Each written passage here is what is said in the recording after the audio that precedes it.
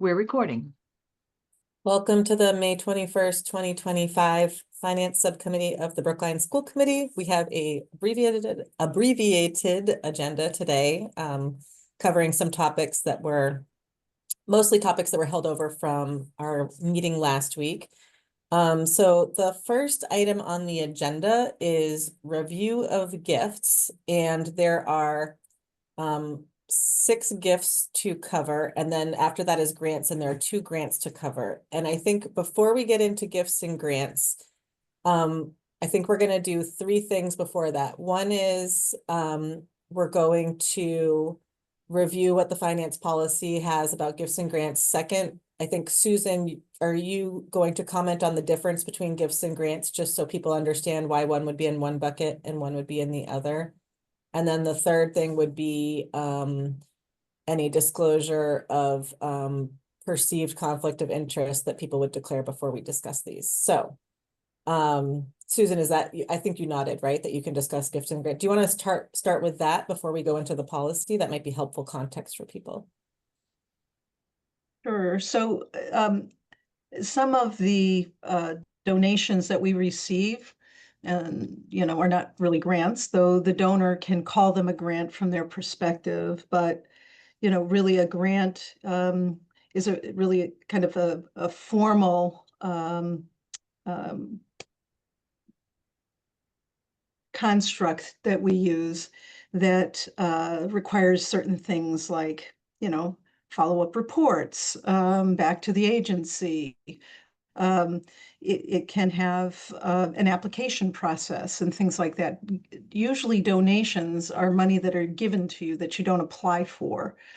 Grants are, there's an application process, and then there's a reporting requirement usually that's involved. So though you might see something come through calling it a grant, it wouldn't really meet the requirements of a grant.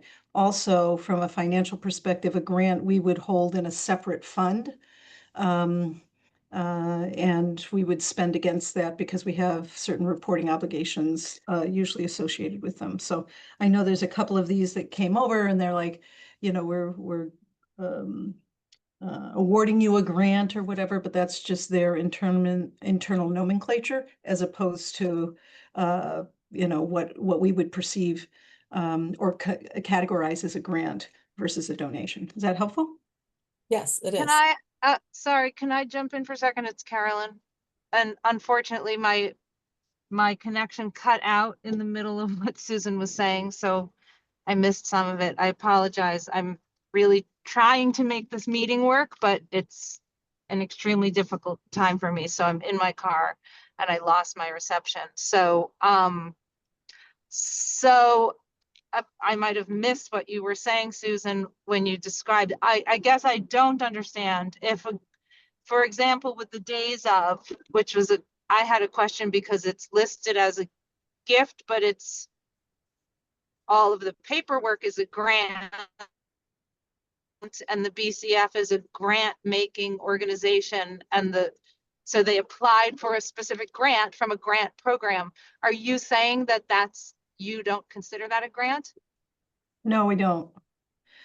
Those go all into our gift accounts and are available for spending based on what the donation or grant or gift was awarded for. No, we don't consider those, never have, and neither would I consider them to be a grant. Though the awarding authority, in this case, the BCF, can call it a grant if that's how they view it, but it really wouldn't meet the requirements for setting up a separate fund and final reporting requirements and all of that. Occasionally you might get a gift that has some restrictions like that, or says we need to have certain data that you provide at the end of the gift, but that's not typical. But sometimes so you're you saying, might see Susan, that. it's like the terms and conditions determine whether it's a gifts and grants. If it comes with sort of reporting and other requirements, it's a grant. Whereas if it's given and there's none of that follow-up, it's more like a gift. Is that like a Yeah. And also with a grant, it would be something that the district applies for, like these little mini grants. Yeah. You know what I mean? are from individuals within that are applying to an outside organization for some kind of a project or something. It's not a district-wide initiative, and it doesn't follow the same protocols. Thank you. Cliff? Yeah. Yeah, so are you saying that this gift is an unrestricted gift? And it has no requirements associated with it? And do you believe that the BCF would characterize this as a gift? I'm confused here. I'm confused too, because the BCF for the days of, and we have nothing except a few sentences for the OEE for $188,000, but for the days of $8,000, the BCF does have reporting requirements. So Susan, do you mean you don't consider it a grant if It's not a And- state or and- federal, yeah, so I don't, you know, it's not a state or federal grant. Typically, we would not treat it, an outside entity like this, as if it was a state or federal grant in which we would be applying for, whether competitive or entitlement, we would be applying for it. And then the school committee would review it, and we would then set it up in a separate special revenue fund, and we would spend from there. These are private.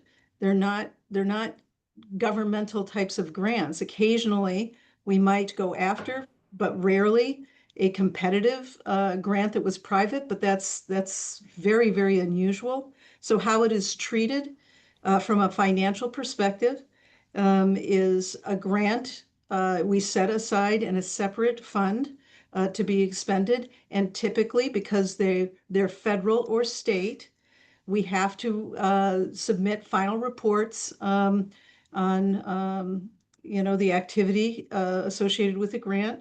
And sometimes we have to provide certain information that they request. These here are not governmental grants. They're really from a private entity. We didn't, in the case of the BCF, we didn't apply for this.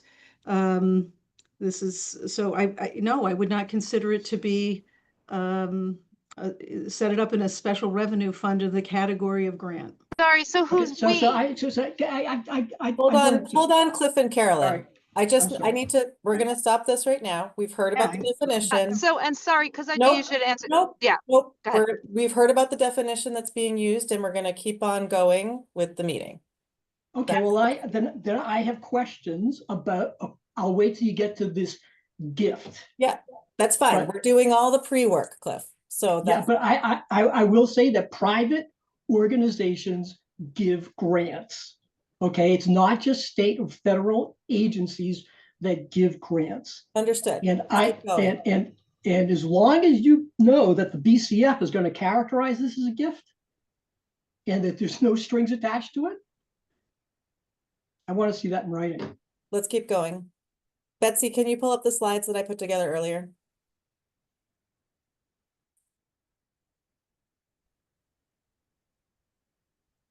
So I thought it would be helpful for everyone to see the PSB policy regarding gifts and grants, so we all had the same information before the discussion. So the slides, if you can just go to the next one, Betsy. Section D is the financial or fiscal management section of the PSB policy manual. And D.5 is about grant fund proposals and applications. And I'll just read it quickly. School committee encourages grant funding proposals and applications for any projects that supplement school programs in useful and beneficial ways. To this end, the administration shall make the appropriate surveys, meaning, I guess, look for funding opportunities in order to be eligible for state and federal monies. And then 2, prior to filing applications, the administration shall inform the school committee members via a memorandum explaining the purpose of the proposal and its relationship to existing or contemplated school programs, which is a wonderful practice that we have reinstituted this year. Thank you, Susan. So that's great. Next slide, if you don't mind, Betsy. Use of revenues, this is section D7, use of revenues from non-tax sources, individual donations, grants, private and PTO fundraising. So public education is primarily the responsibility of the public, and therefore the operating and capital budgets for PSB should reflect the will of the public to finance the schools through public revenues, tax sources. The Brookline School Committee welcomes additional revenues from non-tax sources as gifts to PSB to advance the priorities and educational goals established by the school committee, provided such gifts are in accordance with state and federal law, existing local bylaws, and this policy, and provided the gift and or its effects reflect the PSB core value of educational equity. And then later on in D7, if you can go to the next one, Betsy, there's detail here on specifically how grants and gifts from private sources should be treated. It says, in order to allocate supplemental funds equitably and in response to changing needs, the school committee prefers grants and gifts from private sources to be unrestricted. Meaning that there's no defined purpose so that it could be used for anything, in case people don't know what that means. In the event that a private source, including but not limited to charitable foundations, private corporations, or individuals wish to restrict the use of funds, I guess it should be wishes, to restrict the use of funds, the school committee's approval of the restricted use must be secured prior to a vote to accept the gift, and such approval should be subject to a determination by the committee in consultation with the superintendent that the following conditions are met. So there's 4 conditions about the acceptance. 1 is the gift is directed or restricted to a use consistent with an established priority of the school committee, as expressed in, and there's many different ways, strategic plan, program review recommendations, annual budget, or the capital improvements plan. 2, the gift supplements the use of public funds already committed to the intended program or project, or for which public funds are not yet sufficient or available. 3, the purpose and effect of the gift will not encumber substantial future public school funds for ongoing costs, unless such spending is already planned for in the operating budget or anticipated in future budget years. And then 4, the effect of the gift will not create a permanent condition at or for an individual elementary school or its facility that creates a substantially inequitable overall experience for students at that school relative to those at the other PSB elementary schools. So those are the 4 conditions that I believe we would be reviewing these grants and gifts through. Of course, we would be reviewing all of them, but given that there's some contentious grants and gifts on the agenda, it's helpful for us to have this rubric to define our votes over the rest of this meeting and tomorrow's meeting. And I think that's the last bit of that I wanted to pull together to have everyone have that same information. And now last bit of discussion before we go into the meeting. So I am going to disclose that I donated to the fundraising campaign for that is contributed to the OEE gift. I consulted with town council. It is not a conflict of interest per town council. However, I did file a disclosure of perceived conflict of interest with our appointing authority, Ben Kaufman. So I am covered under that. And if there's anyone else who wants to similarly make a disclosure, now is the time. I'm in the same situation. I donated to the same and filed to the same form. Thank you. Anybody else? Okay. So we've got 6 items on the gifts portion of things. And I think that I'm going to take 1B, which is $2,500 to the Lauren Dunn Astley Foundation Fund for BEEP financial assistance. 1D, an anonymous donation for $1,000 for base. 1E, an anonymous donation for $25 to the Brookline High School Queer Student Union. And 1F, an anonymous donation for $500 to the Ridley School gift account to directly benefit each of the 2nd grade classrooms equally as a consent agenda, and see if we can vote those. Carolyn and Sarah, are you willing to vote those 4 gifts in one package? I'm not, because I have questions about the 2nd grade. You can have questions about it. I guess the question is, are you willing? But that's fine. We can exclude that one. Oh, well, sure. I mean, as long as there's discussion, sure. Why don't we'll do B, D, and E. So that's the BEEP financial assistant, the $1,000 for base, and the Queer Student Union. with our thanks very much to those donors for those generous gifts. And so do I have a motion to accept those three? So moved. Okay, do I have a second? Sure, I'll second. Okay. Carolyn, how do you vote? Yes. Sarah? Yes. And I vote yes. Thank you again to those donors. Now we'll proceed to the $500 anonymous donation to the Ruffin Ridley gift account to directly benefit each of the second grade classrooms equally. We will proceed to discussion after there's a motion on the floor. Do I have a motion to accept? I'd like to move the motion. I'll second it. Carolyn, do you have questions? Yeah, so this brought to mind, and I didn't have time to look at the policy. I guess I don't fully, I see, at their discretion, each of the second grade classrooms. So I didn't know whether there's a section in the policy that I think was written at the time, sorry, at the time of the then Heath School auditorium fundraising thing that sort of addresses like not That's the wording that I mentioned in the last one. The effect of the gift will not create a permanent condition at or for an individual elementary school or facility that creates a substantially inequitable overall experience for students. okay. I So think the that- school, there's also the section on school specific fundraising and school specific That's true. expenditures. No concern there. I mean, $500 spread across an entire second grade to me does not rise to the level to be any sort of significant expenditure. So Okay. are your questions answered? Can we go ahead on our vote? Sure. Okay.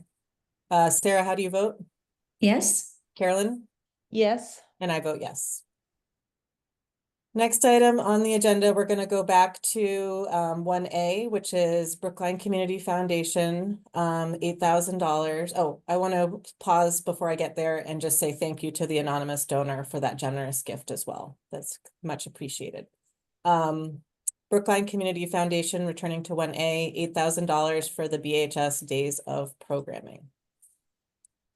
So I think we can have a motion and then we can have discussion and then we will vote. So I will make a motion to accept. Is there a second? I'll second it.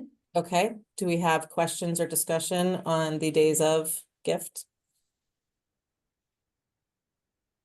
I have questions.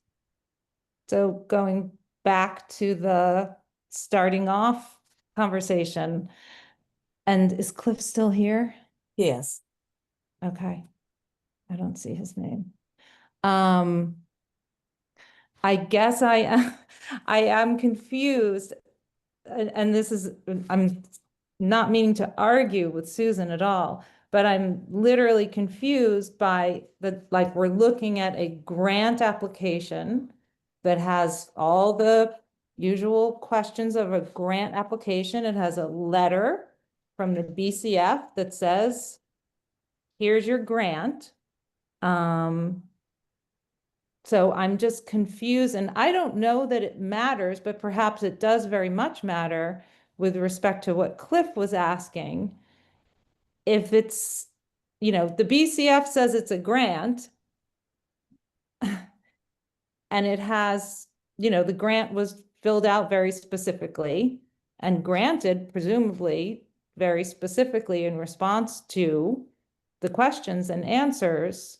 So but if we're not calling it a grant, is it still, so it's a restricted gift? And I guess I'm just confused about like us taking something that says grant and saying it's not a grant. I'm having trouble with that. Understanding that.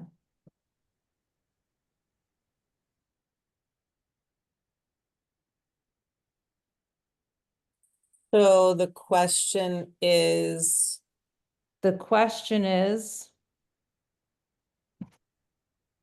I guess I mean, if it's a gift, then is it a restricted gift? yes. And it's restricted to what's on the paper. Yes. I think what makes this a little bit tricky is that, from my perspective, like I understood the grants and gifts distinction before. And what's not clear from the email that we received is it says to help us complete the grant award process, please review and complete a grant agreement form. And we don't necessarily see the grant agreement form, so we don't know the terms and conditions, if any, exist.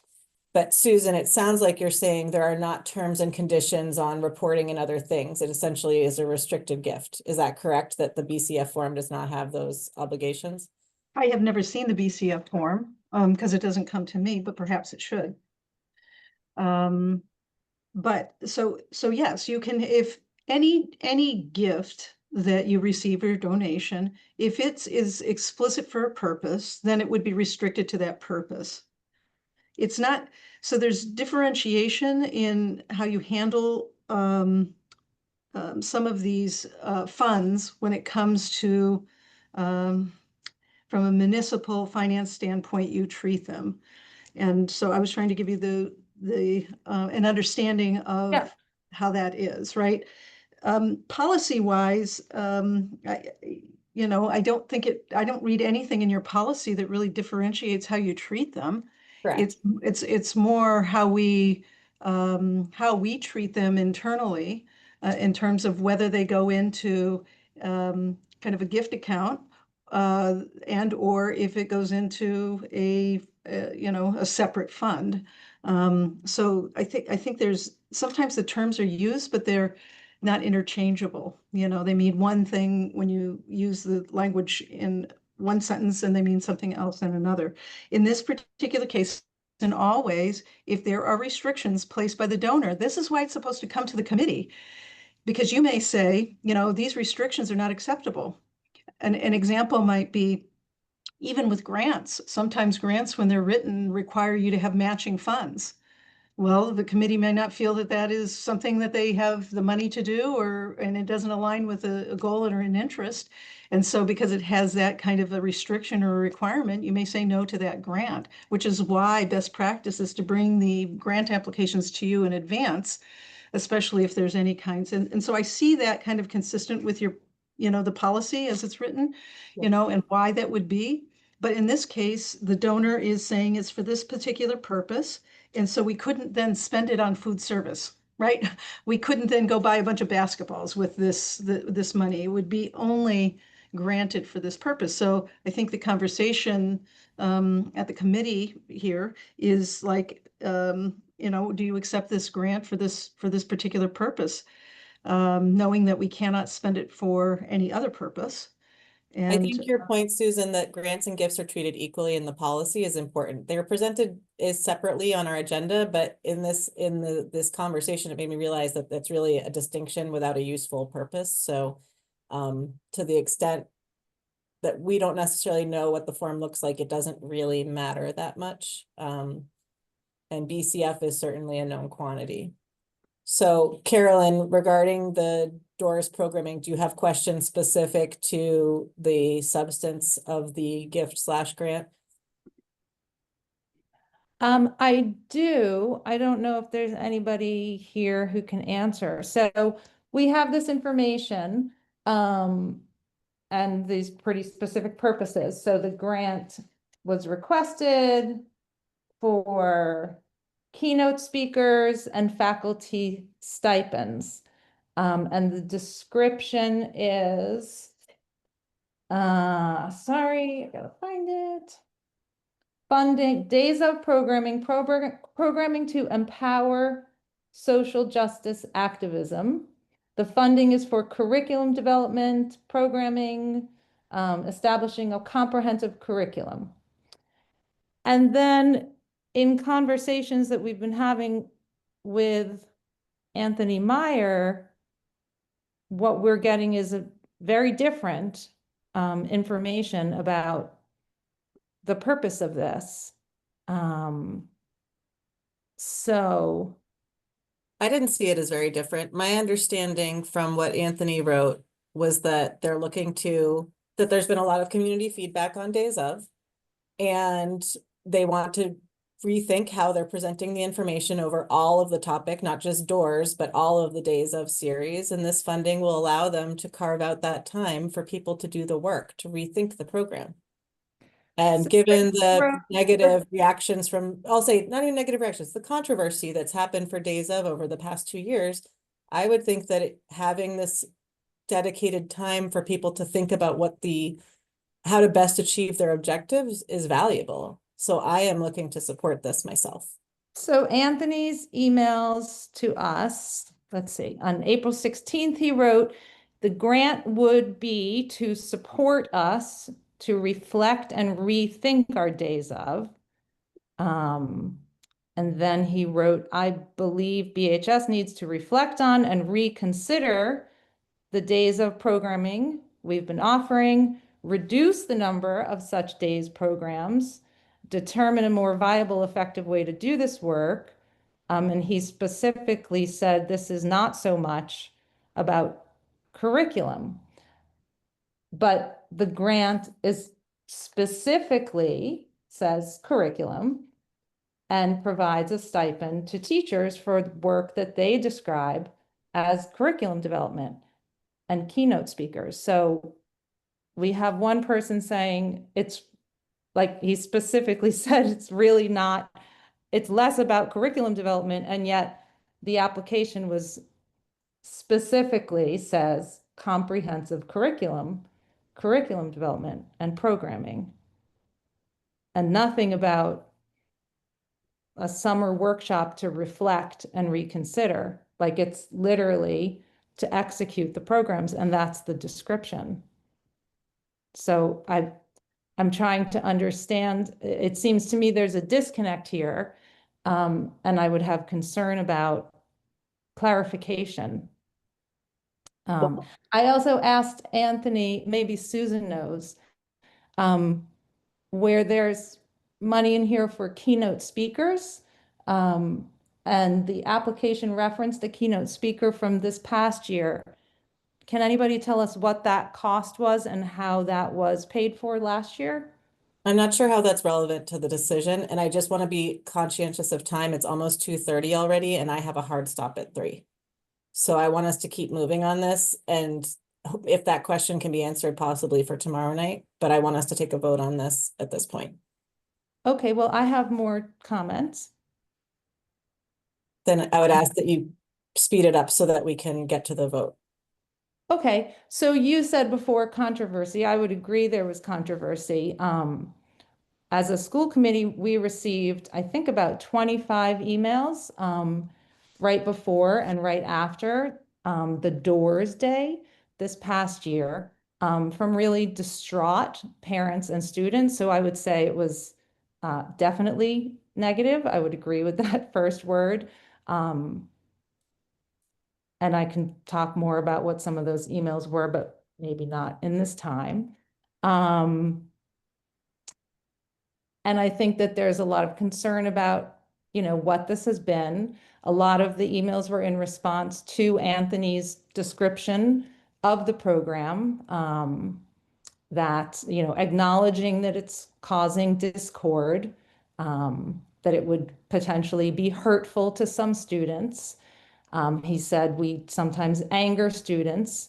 There may be schools that only hold events guaranteed not to offend anyone, but the days of may sometimes anger students, and students who need access to support should see their school counselor. So I think many students, faculty, and community members and parents were reacted to that. Like, here's a program that's going to anger you and offend you, and if it does, go see your counselor.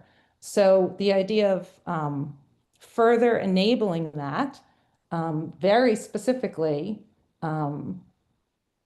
as well as the notion that this seems to have morphed into something that's now said to empower social justice activism. I don't know that every student wants to be a social justice activist.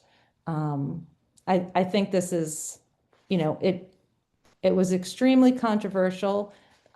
There's also some really disturbing language, even in the grant proposal, which I can talk more about tomorrow too. I'm really surprised that this would be condoned by Anthony, because the teachers make some very serious accusations right within this grant. So I don't think we should be further enabling something that is a proven enormous problem and extremely divisive in the community and for students. I think we should be engaging in things that are unifying, not divisive, and that don't cause our school leader to say, if you're upset, go find your counselor. Thank you. Sarah, Yep. how do you vote? Sorry, did you say how did I vote? Mhm. I vote yes. Carolyn, how do you vote? No. And I vote yes. Thank you. Next up on the agenda is the gift for, it's item 1F, I believe, the gift for One C, I believe. 1C, sorry, I lost the agenda. $188,455 from Brookline Community Foundation to support the assistant director position that is currently in the Office of Educational Equity, the equity leads position and related supplies in FY26. And there was a letter provided in support of this gift, and it's from BCF on behalf of BCF, Baffin, and Bridge. So, do we have a motion to accept the gift? So moved. Okay, I'll second. Do we have discussion about the gift?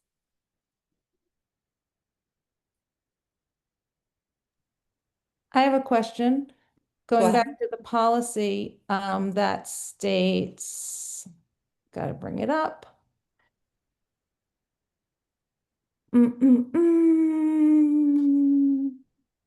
Approval of the restricted use must be secured prior to a vote to accept the gift, and such approval shall be subject to a determination by the committee in consultation with the superintendent.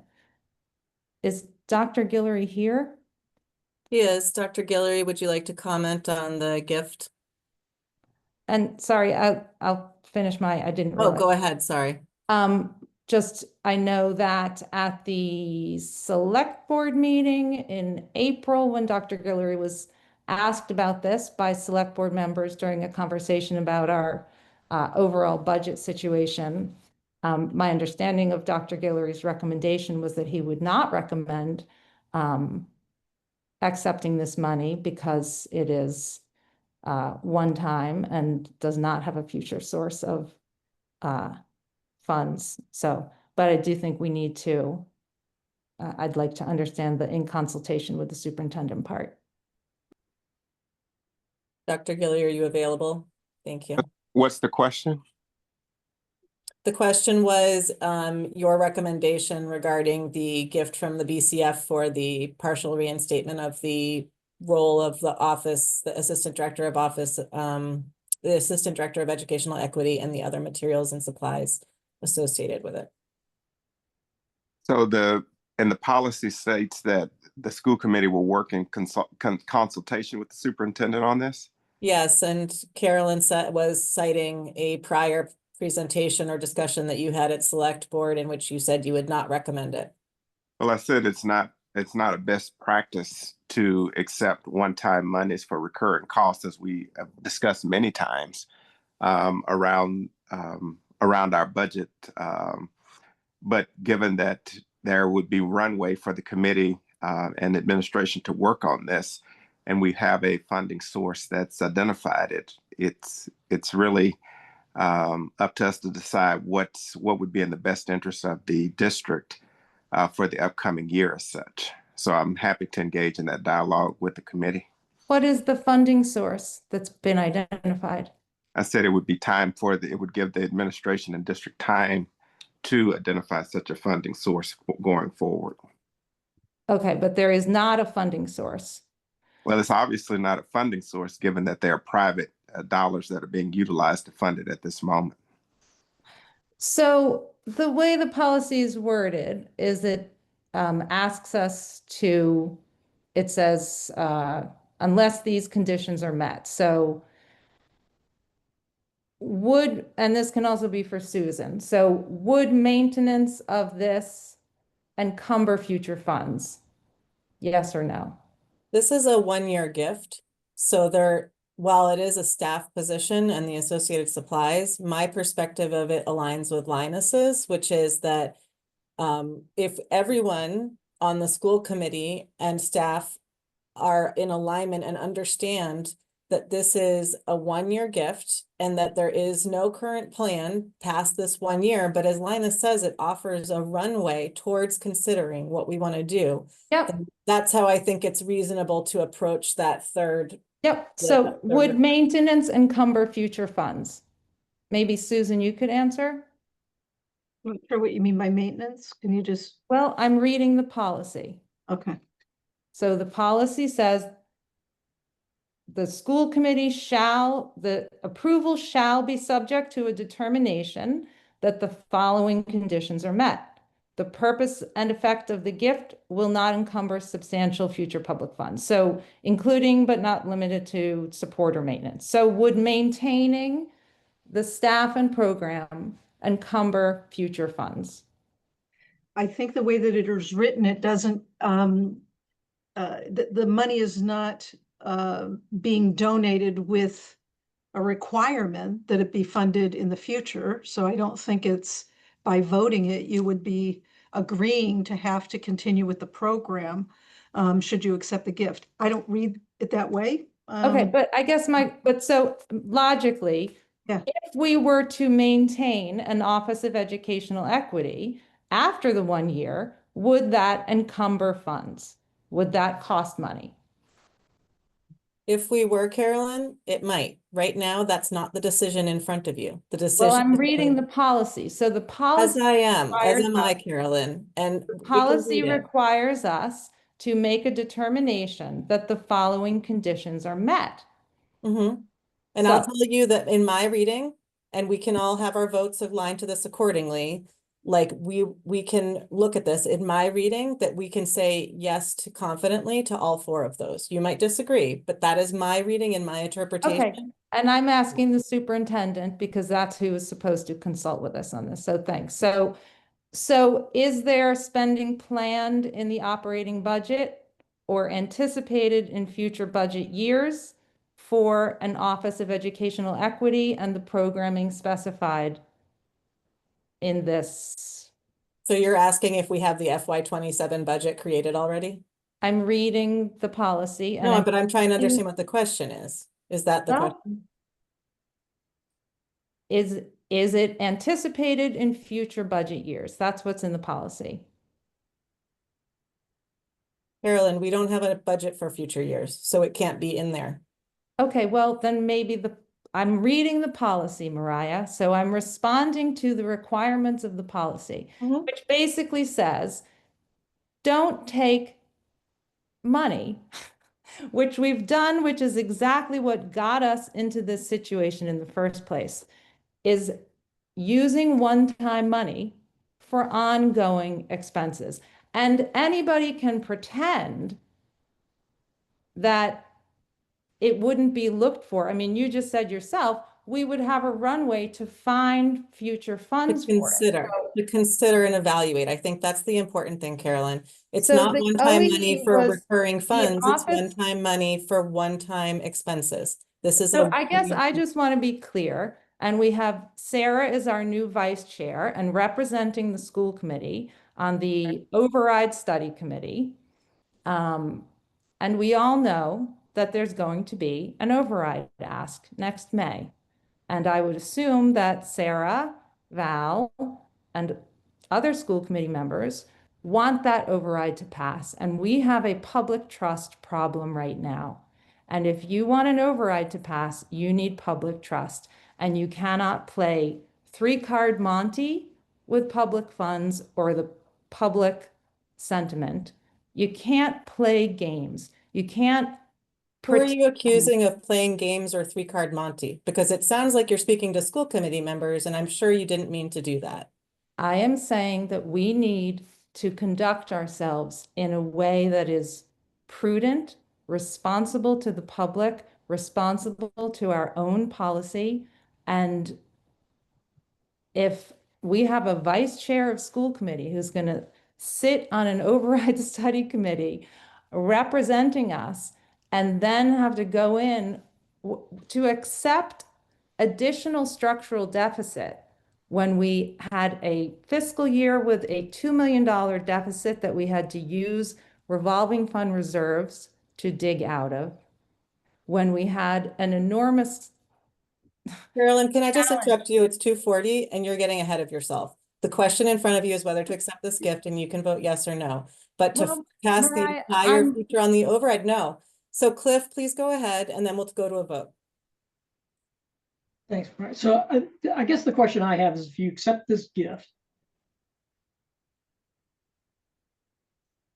are you going to tell someone when you interview them that you only have money for, 1 year? Of And- course, And you're, of course. and that's the representation you're going to make to them, that they have a job for a year, and you're talking about reinstating an entire, group? No, in fact, when we've had prior conversations about this, Jody has talked about in public session on finance, the discussion has been about bringing that position into OTL. And that's, I believe, referenced and even alluded to in the letter from Brookline Community Foundation. But that has been part of the public conversation. All right. And you think that qualified people are going to walk into a situation where they are told, we can only tell you it's a year?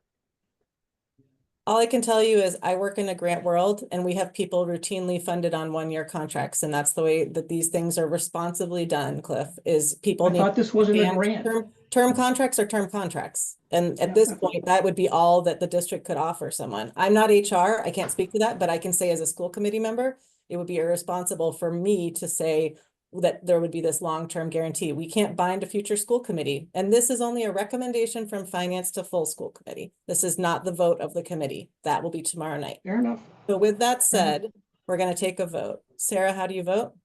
Yes. Carolyn, how do you vote? no. And I vote yes. Thank you.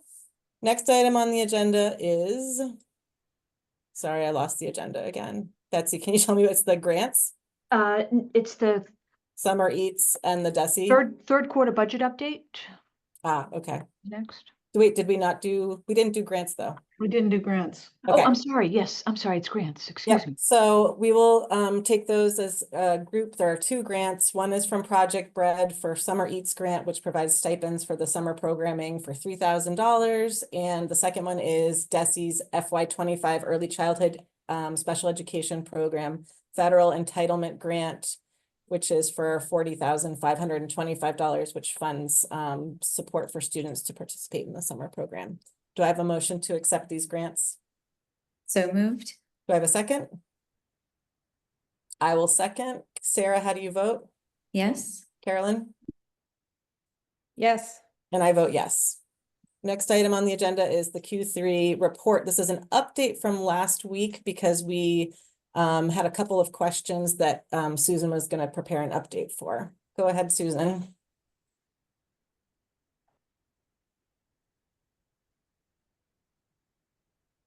Betsy, can you bring up the slides? Sure. Yeah.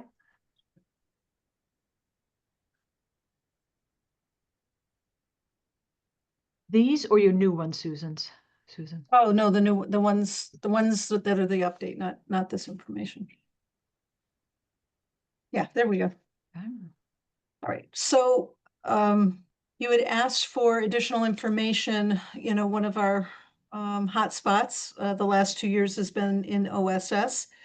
So we had provided you, some more details around how we're trending there. We included on this slide, of course, a circuit breaker, because although it's a separate funding source, it's related to out-of-district placements. And so I hope that you find it presented in this way to be helpful.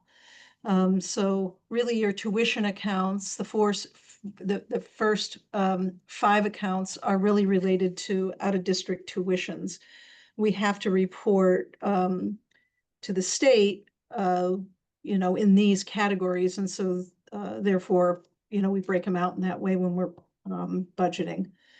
So in some of these categories, we're running positive, and in others, we're over what the budget was for that particular line item. In the end of, when you add it all up and tally it, we are over budget in this area. And then the one that's not presented on this slide is transportation. And in transportation, we're really, running over in that area, but this kind of gives you a breakout. So when we present information, sometimes when we talk about areas where we're running over, we'll present you with those areas, but as you can see, as we look at all the accounts, even if we're running over in combination, let's say, even on this slide, we're running over 1.1 million. It's also offset in other accounts that are running to the good. So it has a net impact. And that's just looking at these counts right now. Now, as Karen has shared with us many times, these numbers change really daily. So we have additional placements and 45-day placements and such that we will need to encumber for this year. So I just want to remind you that this is as of the first week of May, and that we have 2 more months to go before we close the year out. So this is what we know at this time out of these accounts. So. And this was part of the data backing up the 1.1 million in non-salary Yeah. deficit? Okay. Yeah.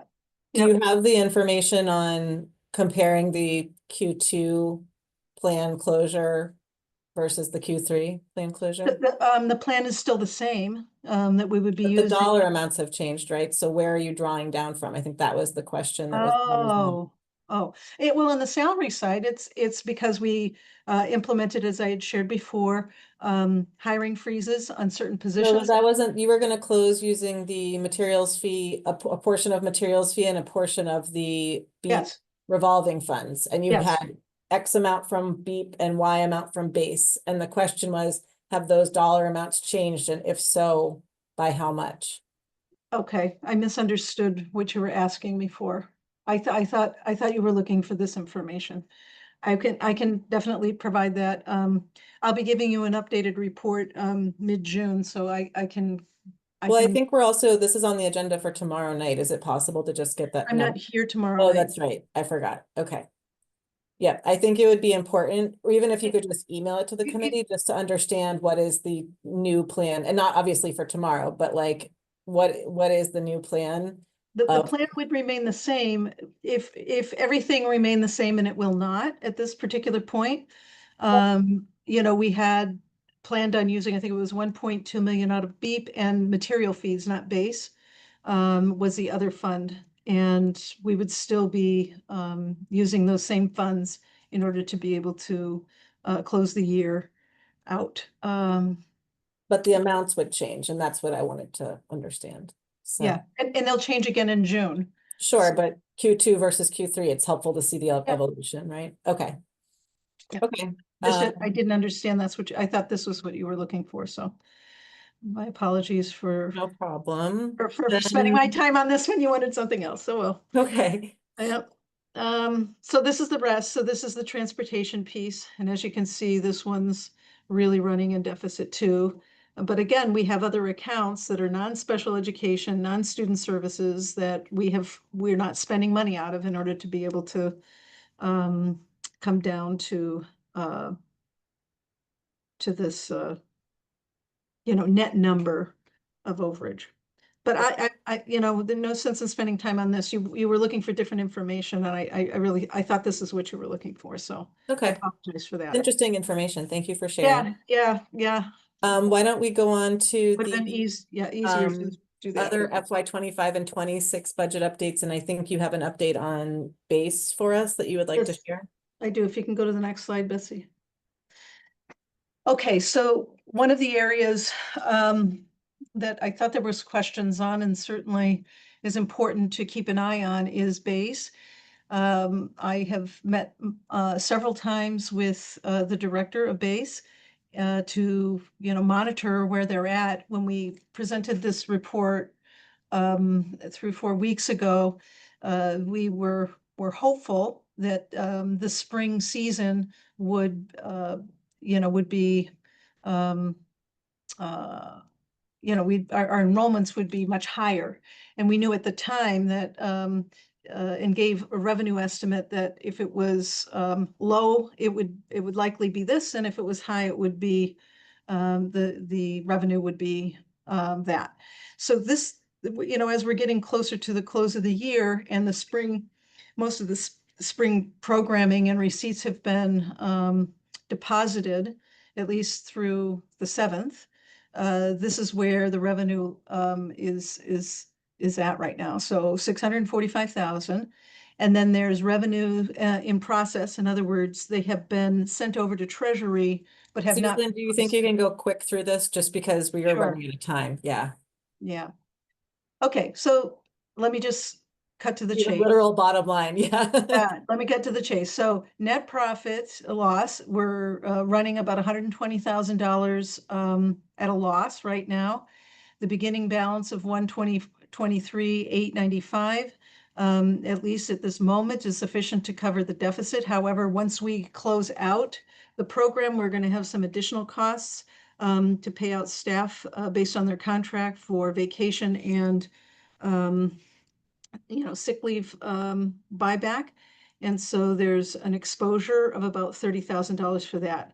So if you look at the next slide, it's, the information that I received about the FY26 summer program. And at the time that you made your decision to run the summer program, looking at last year, the program was, running a profit. But to date, revenues are not keeping pace with last year's enrollment. And so it doesn't look to me like there's going to be enough revenue even to cover base expenses based on what Michelle has shared with me, which is what I'm sharing with you now. It looks like revenue will only be about 63,000, and the base salaries for the 4 staff members that Michelle believes she needs in order to run the summer program is 57,000. That doesn't even include the wages for the instructors, banking fees, et cetera.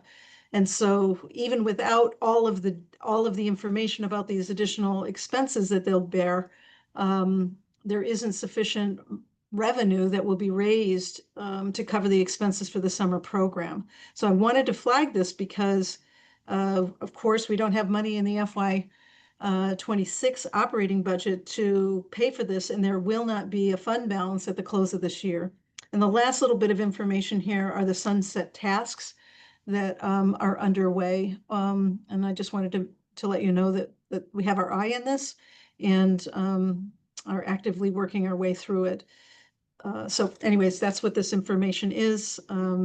If we are not going to run the summer program, I think we need to let parents know, and I think the rec department may be able to support some of these families through their program. So I wanted to bring this to your attention because the assumptions we made when we made the decision are not holding. And I wanted to let you know as soon as I knew what the status was. I'm wondering, I can see some staff from base here, and I don't want to put them on the spot, but I guess my big question is, are there ways to consolidate the programming that we have so that we can still run it? And if not, I think that we need to come up with a plan for which of these, or someone needs to come up with a plan for which of these programs can run and which can't, and letting the adults who have signed up children for these programs know as quickly as possible, so that if there's alternatives, for example, if base can collaborate with rec, to possibly transition some students into rec programs, or otherwise they transition them into different programs in the base program that will run. But I mean, the numbers that you're showing here, I can't tell, it says 107 plus 43, so it's 150. It says 160, whether it's 150 or 160, that's closer to half of the prior year's numbers. So that's a significant reduction in enrollment in the program. And it makes me feel for the kids as well, because kids don't necessarily want to be in a program that has only a couple of other participants. They want to be in programs which have strong numbers. Meredith, I saw your hand was up. I don't want to put you on the spot, but if there's something you want to oh, I see Michelle is here. Michelle, do you want to, I think Betsy, you might need to promote her.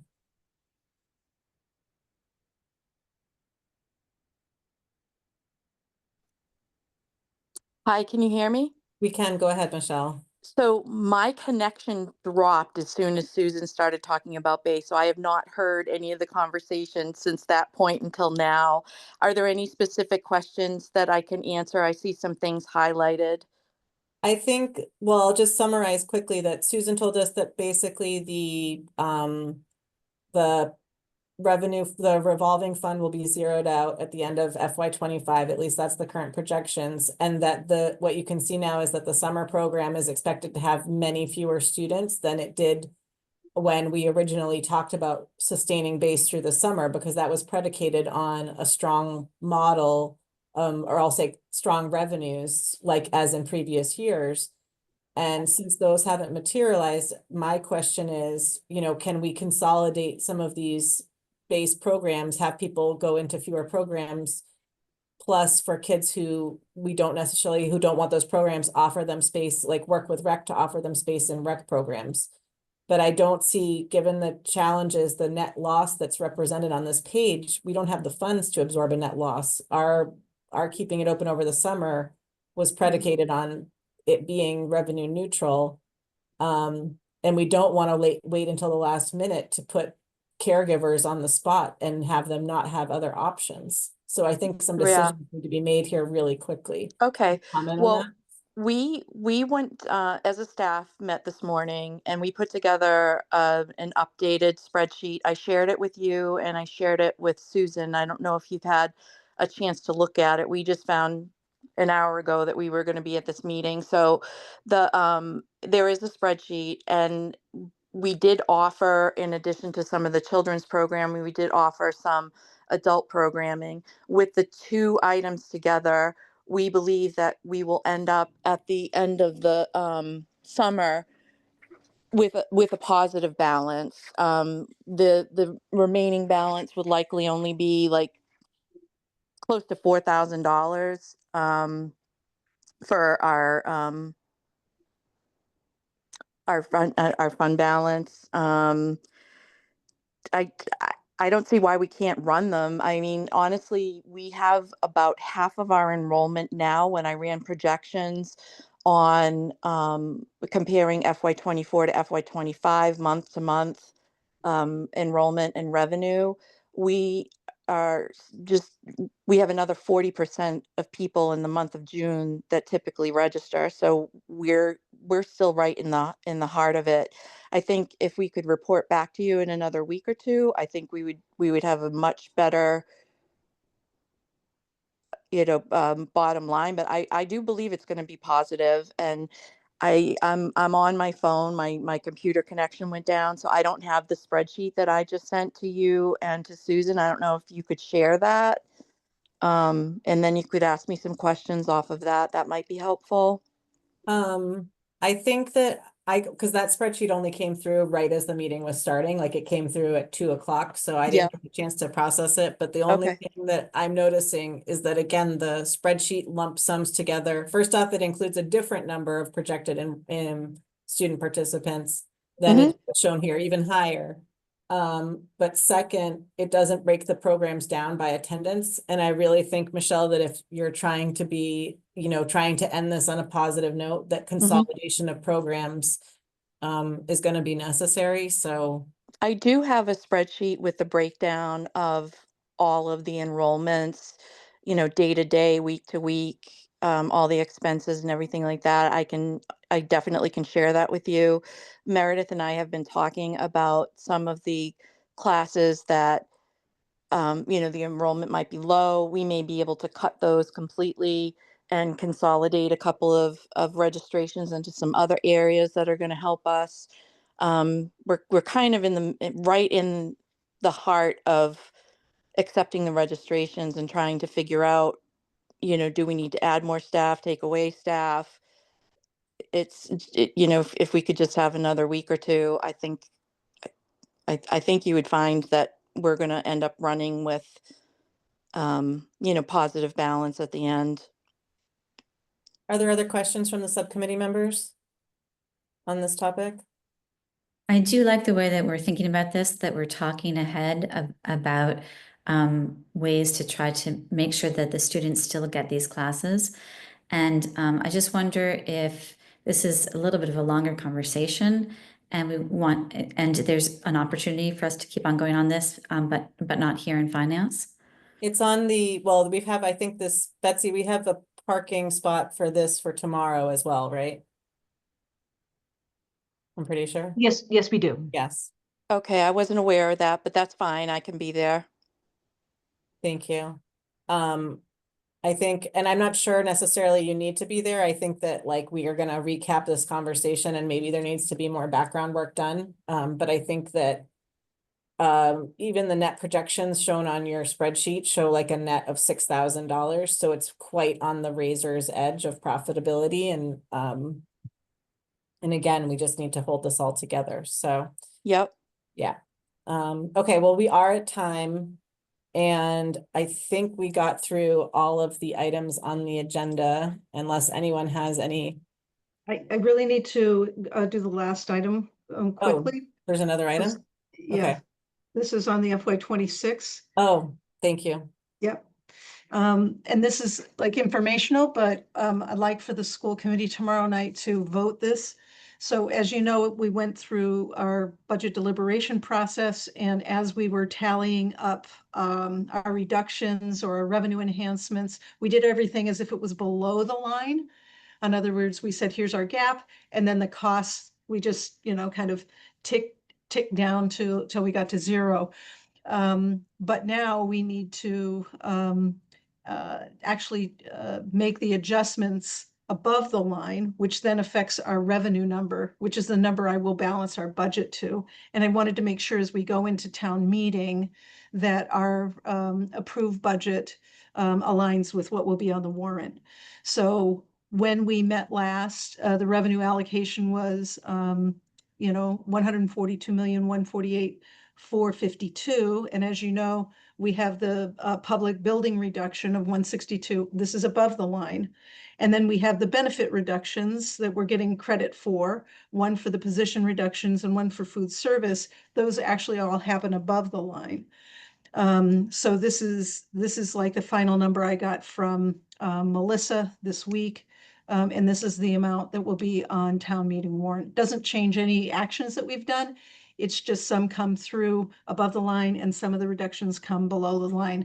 And what I have to balance our budget to and the appropriation needs to be consistent with the town, the school allocation. And this is the amount. Okay, I'll move to recommend to full school committee that we adopt a budget of $142,792,591. I'll second that. Carolyn, how do you vote? Yes.